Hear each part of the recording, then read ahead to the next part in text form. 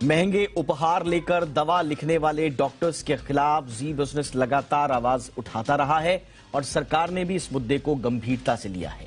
Pharma marketing practices पर बनाई गई कमेटी की आज तीसरे चरण की बैठक हुई। इस बैठक में फार्मा इंडस्ट्री से जुड़े तमाम स्टेक होल्डर्स शामिल हुए हैं। इस बैठक में अनएथिकल मार्केटिंग प्रैक्टिसेस पर चर्चा हुई है, जो सबसे बड़ा मुद्दा है, सबसे बड़ा पेन पॉइंट है। बैठक में फार्मा कंपनियों की तरफ से अपनी दवाओं की बिक्री बढ़ाने के लिए दिए जाने वाले प्रलोभन के जो आरोप लगे हैं उस पर चर्चा हुई है। कमेटी फार्मा कंपनियों की ओर से अपनाए जाने वाले तरीकों के रेगुलेशन फ्रेमवर्क की समीक्षा कर रही है। आपको बताएं कि सरकार ने मामले में एक कानूनी तंत्र तैयार करने के लिए एक उच्च स्तरीय समिति का गठन सितंबर में किया था। डॉक्टर्स को दिए जाने वाले उपहार को लेकर तब से बहस शुरू हुई थी, जब पैरासिटामोल दवा डोलो बनाने वाली कंपनी माइक्रो लैब्स पर डॉक्टर्स को फ्री गिफ्ट देने का आरोप लगा और यह मामला सुप्रीम कोर्ट तक भी पहुंचा। डोलो के खिलाफ दायर याचिका में न सिर्फ कंपनी को घेरा गया था, बल्कि इसमें दूसरे डॉक्टर्स पर भी कई गंभीर आरोप लगाए गए थे। याचिका में आरोप लगाए गए थे कि कई बार डॉक्टर्स मरीजों को वो भी दवा लिख देते हैं जिनकी उनको जरूरत नहीं होती। कई बार ऐसे टेस्ट लिख देते हैं जिन टेस्ट की आवश्यकता नहीं है। याचिका में यह भी कहा गया कि डॉक्टर्स कई बार महंगी दवाइयां लिखते हैं क्योंकि उन्हें फार्मा कंपनियों की तरफ से उनका नाम प्रिस्क्राइब करने के फ्री गिफ्ट मिले हुए होते हैं। उनके साथ कई छुपे हुए प्रोफेशनल्स जो कोलैबोरेशन है वो होते हैं। इसको लेकर सुप्रीम कोर्ट ने यह भी कहा था कि यह गंभीर मुद्दा है और इसीलिए इस पर बहस आगे बढ़ी। तो ये तो बात हो गई ताजा मामला क्या है, लेकिन क्या डॉक्टर्स को फ्रीबीज यानी कि कमीशन देना कानूनी तौर पर अलाउड है? तो इसका जवाब है नहीं। देश में Indian medical council regulations act 2002 है। इसमें साफ कहा गया है कि मेडिकल प्रैक्टिशनर्स को फार्मास्यूटिकल, हेल्थ केयर इंडस्ट्री के सेल्स पर्सन या प्रतिनिधि से किसी भी तरह का गिफ्ट नहीं लेना चाहिए। एक्ट के मुताबिक मेडिकल प्रैक्टिशनर्स को ट्रैवल फैसिलिटीज, हॉस्पिटैलिटी, कैश या किसी भी तरह के मॉनेटरी ग्रांट्स नहीं लेने चाहिए। और इनके बावजूद भी डॉक्टर्स को दवाई लिखने के लिए गिफ्ट देना आम चलन है।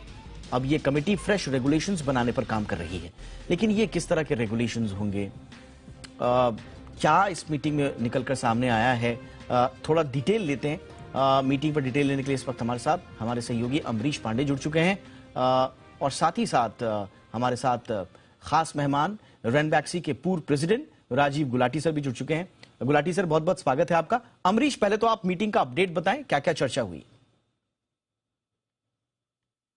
दीपक, मीटिंग आज हुई। दोपहर में मीटिंग शुरू हुई थी लगभग 1:30 से 2 बजे के बीच में और लगभग 2.5 घंटा बैठक चली है, जिसमें कि सभी जो संगठन है जो कि फार्मा इंडस्ट्री को रिप्रेजेंट करते हैं उनके प्रतिनिधि थे और उन्होंने ये स्पष्ट किया है कि हमारे तरफ से ऐसी कोई प्रैक्टिस नहीं होती है और चूंकि हम बिजनेस में हैं तो बिजनेस के जो ऑब्लिगेशंस हैं, बिजनेस को बढ़ाने के जो तरीके होते हैं, हम उनको एथिकली फॉलो करते हैं। हालांकि सरकार की तरफ से जो रिप्रेजेंटेटिव्स हैं उन्होंने ये साफ कहा कि हमें जो इनपुट्स मिले या फिर जो हमारे पास पॉइंट्स हैं उसके अनुसार कई बार ऐसा देखा गया, कई मामलों में इस तरह का देखा गया है जहां पे कि अनएथिकल प्रैक्टिसेस होती हैं। तो आप ये बताएं कि जो एग्जिस्टिंग प्रैक्टिसेस के लिए रूल्स हैं या फिर रेगुलेशंस हैं उसमें किस तरह के बदलाव किए जाए ताकि आपका बिजनेस भी हैम्पर ना हो और जो एंड यूजर है यानी कि जो कंज्यूमर है उसको और ज्यादा सहूलियत मिल पाए। कुल मिलाकर सरकार ये साफ कह रही है कि जो 1 जनवरी 2015 से जो हमारे रेगुलेशंस हैं उनको आज के माहौल में रिविजिट करने की जरूरत है। इसलिए जरूरत है क्योंकि पहले जो तरीके थे और आज के जो तरीके हैं उसमें कई गुना तेजी से बदलाव आता जा रहा है। इवन जो डॉक्टर और जो मेडिकल रिप्रेजेंटेटिव है उनके रिलेशनशिप में, जो डॉक्टर है कंपनी है उसके रिलेशनशिप में, कंज्यूमर के रिलेशनशिप और डॉक्टर के रिलेशनशिप में, और जो हॉस्पिटल्स है क्योंकि वो एक पहले अस्पताल, डॉक्टर, एमआर ये सारी एंटिटीज अलग अलग होती थी। अब ऐसा एक ताना बाना बुन गया है जहां पे कि जो अस्पताल है वो ही लगभग सब कुछ होता जा रहा है। तो ऐसे में किस तरह से सिस्टम को और लीक प्रूफ, फूल प्रूफ बनाया जाए ताकि इस तरह के गिफ्ट्स देकर या फिर किसी भी तरीके का एडवांटेज लेकर डॉक्टर से ये प्रिस्क्रिप्शन न लिखवाया जाए, इसको लेकर चर्चा हुई है। हालांकि अभी ये तीसरी ही बैठक थी और ये जो कमेटी बनी है वीके पॉल की अध्यक्षता में नीति आयोग के